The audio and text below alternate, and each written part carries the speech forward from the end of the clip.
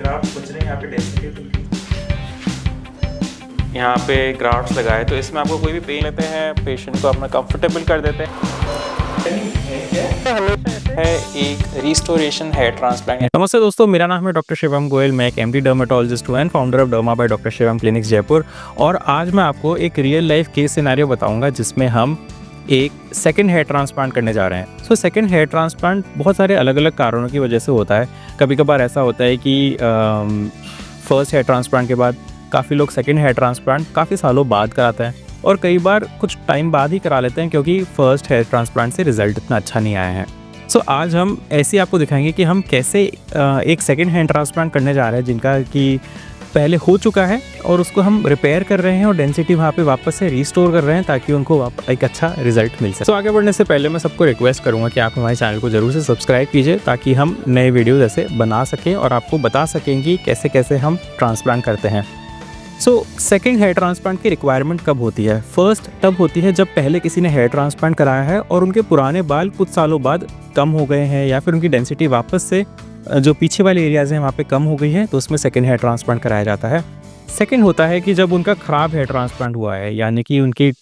गलत टेक्निक से hair transplant हुआ है या फिर डेंसिटी कम आई है, तो उससे हेयर ट्रांसप्लांट सेकंड किया जाता है। थर्ड होता है अगर हेयर ट्रांसप्लांट फेलियर हो गया है कि कोई कारणवश जो भी ग्राफ्ट्स लगाए थे वो नहीं आए, ट्रांसप्लांट फेल हो गया है, तो फिर सेकंड हेयर ट्रांसप्लांट कराया जाता है। कई और भी रीजंस होते हैं बट ये कॉमन रीजंस है जिसकी वजह से सेकंड हेयर ट्रांसप्लांट कराया जाता है। अब मैं दिखाने जा रहा हूँ कि अब हमारे जो पेशेंट हैं इनका हम सेकंड हेयर ट्रांसप्लांट करने जा रहे हैं, तो उनका हम जो क्राउन एरिया है, ये जो पीछे का एरिया होता है, ये यहाँ पे ज़्यादातर जो होती है डेंसिटी कम हो जाती है विद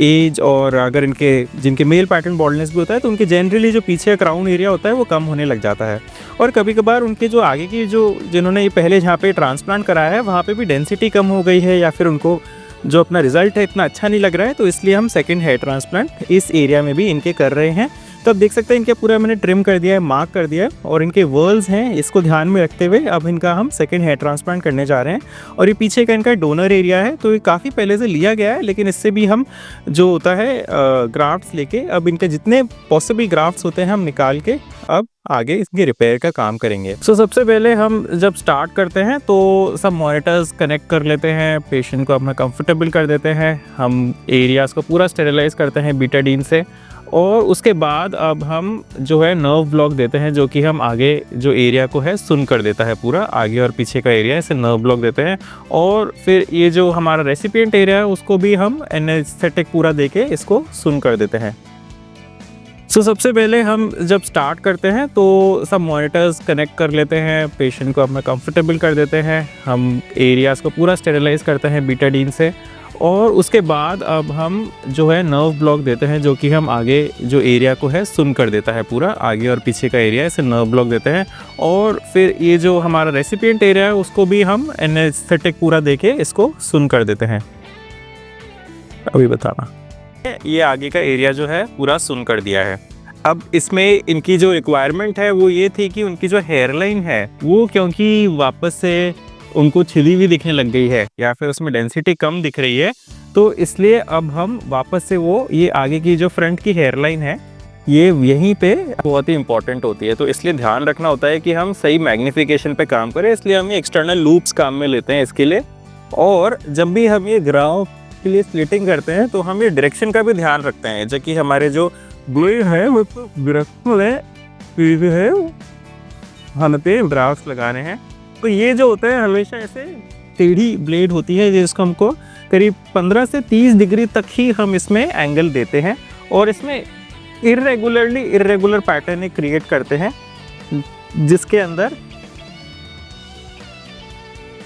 जिससे कि हमारी जो हेयरलाइन है वो नेचुरल दिख सके। ये हेयरलाइन कभी कभार जो लोग कभी गलत जगह से करा लेते हैं तो उसमें एकदम सीधी हेयरलाइन दे देते हैं, उसकी वजह से उनको एक ऐसा लगता है कि विग जैसे लगे हुए बाल आ रहे हैं। इसलिए में जो पैटर्न होता है वो एकदम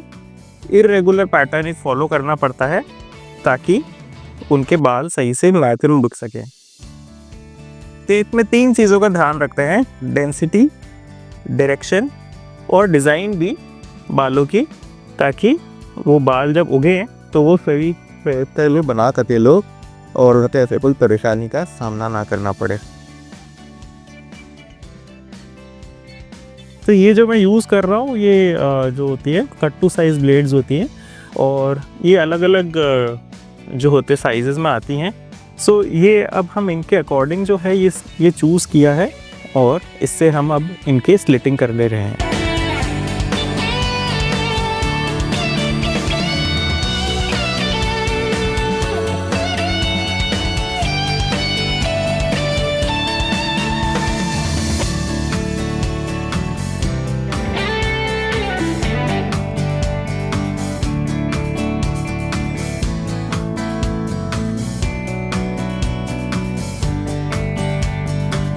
तो अब हमने स्लिटिंग का काम पूरा कर दिया है। अब हम पेशेंट को थोड़ा ब्रेक देते हैं ताकि उनको अगर रेस्टरूम जाना हो, कुछ पानी अगर पीना हो तो बीच में वो ब्रेक ले सकते हैं। इसके बाद हम एक्चुअली अब ग्राफ्ट एक्सट्रैक्शन का काम चालू करते हैं, जिसमें कि हम पीछे का एरिया पूरा सुन करके हम ये एफई मोटर जो आप देख रहे हैं, अब इससे हम धीरे धीरे इसमें एफई मोटर से हम ग्राफ्ट्स निकालते हैं, ग्राफ्ट्स को क्लीन करते हैं, सेपरेट करते हैं एंड ये सारे निकलने के बाद अब हम ग्राफ्ट्स को इम्प्लांट करते हैं फिर लास्ट में। सो आप देख सकते हैं नेक्स्ट कुछ वीडियो के सेक्शन में कि कैसे हम ग्राफ्ट्स को निकाल रहे हैं और कैसे हम क्लीन कर रहे हैं इन्हें।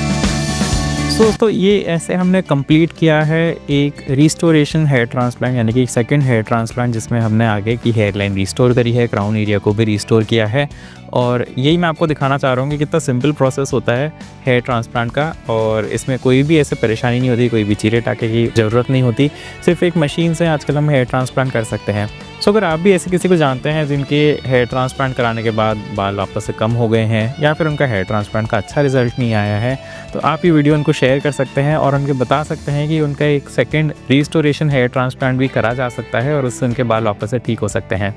सो दोस्तों अगर आपको ये वीडियो पसंद आया है देन आप हमारे चैनल को ज़रूर से सब्सक्राइब कीजिए, हमारी वीडियोज़ को शेयर करते रहिए और हमें इंस्पिरेशन देते रहिए नए वीडियोज़ बनाने के लिए। थैंक यू, धन्यवाद।